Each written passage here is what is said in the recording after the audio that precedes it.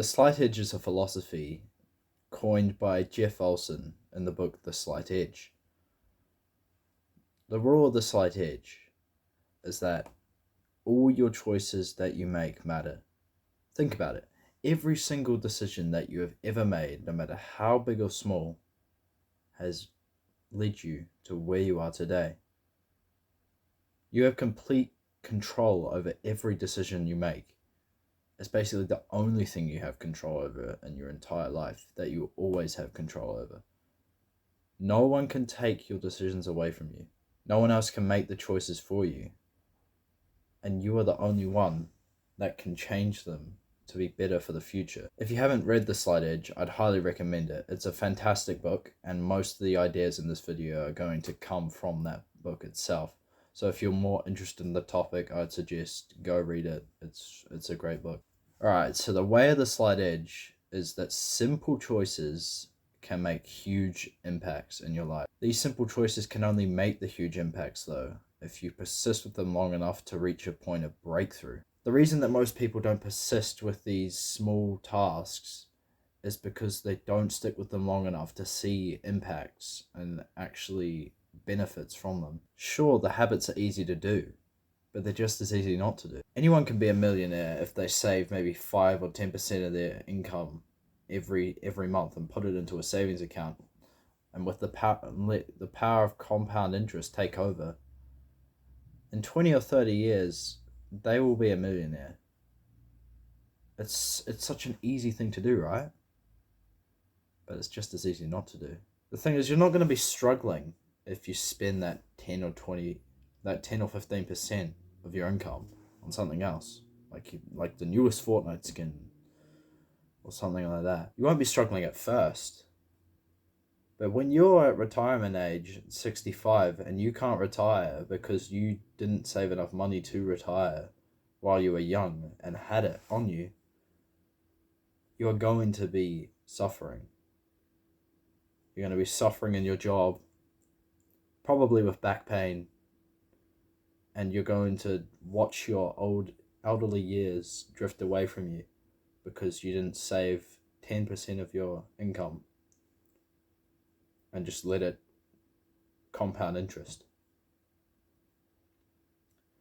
Meanwhile, your friend who did actually save the 10 or 15% every paycheck, he is now retired and he is now a millionaire. This is the power that these small little insignificant habits can have over a long period of time. Once you persist to the point of breakthrough, you will finally see large results. Olson claims that only 1 in 20 people will be successful and stick to their hopes and habits in their life. That is 95% of people not sticking to the habits, not achieving what they had hoped to achieve in their lives. That means there is only 5% that make it, that achieve their hopes and desires. And what is it that causes the 5% to get away from the pack?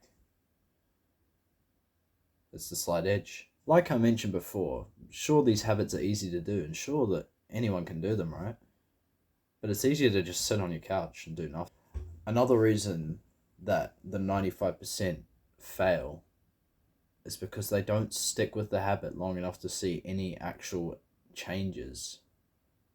You'll see this most commonly when people go to the gym and quit after a month because they haven't seen any progress.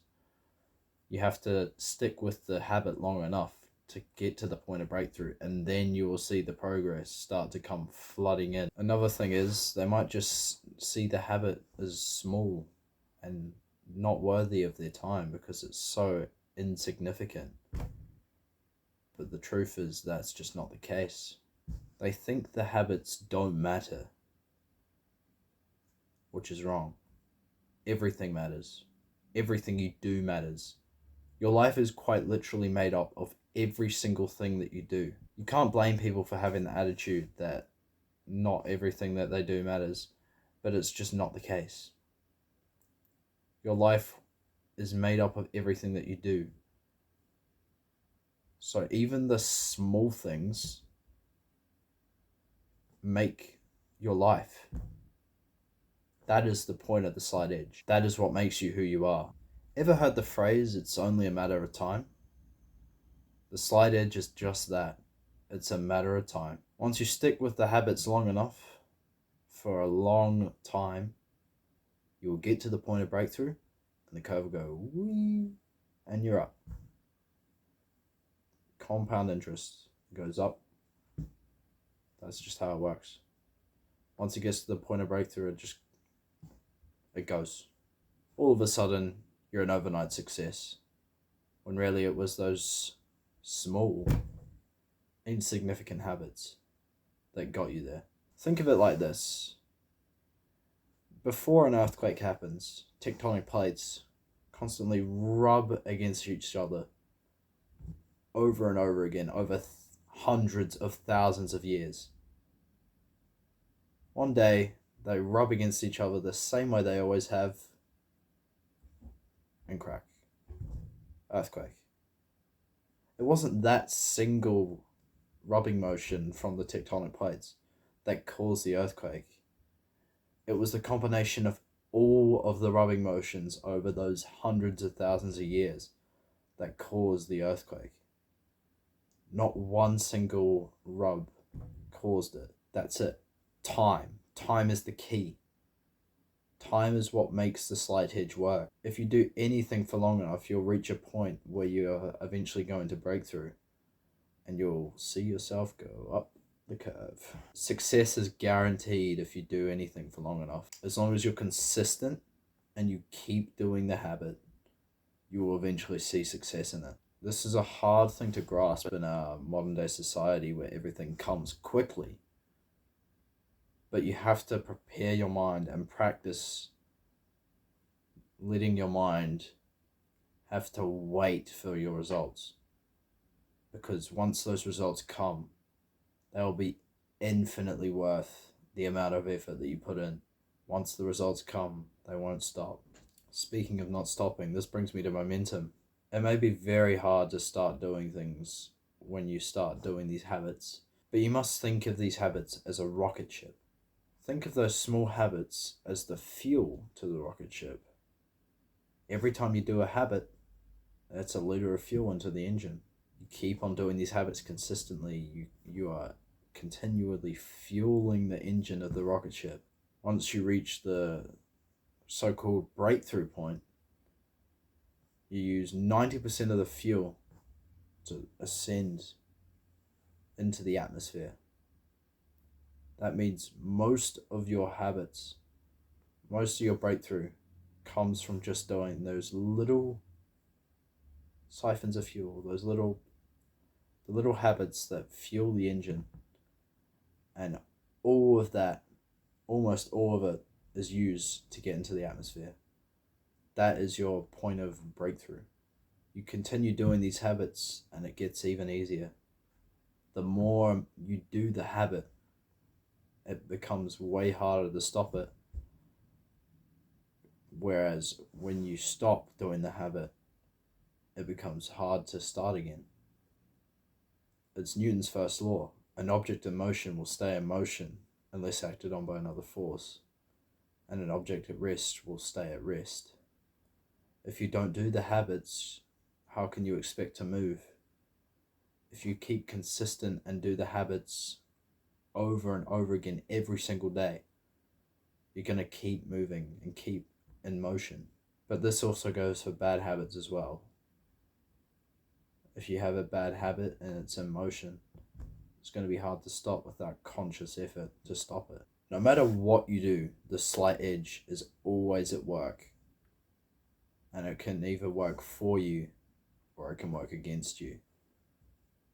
Chances are, if you haven't heard of the slight edge, it's probably working against you. You may think that life moves in a straight line, but it doesn't.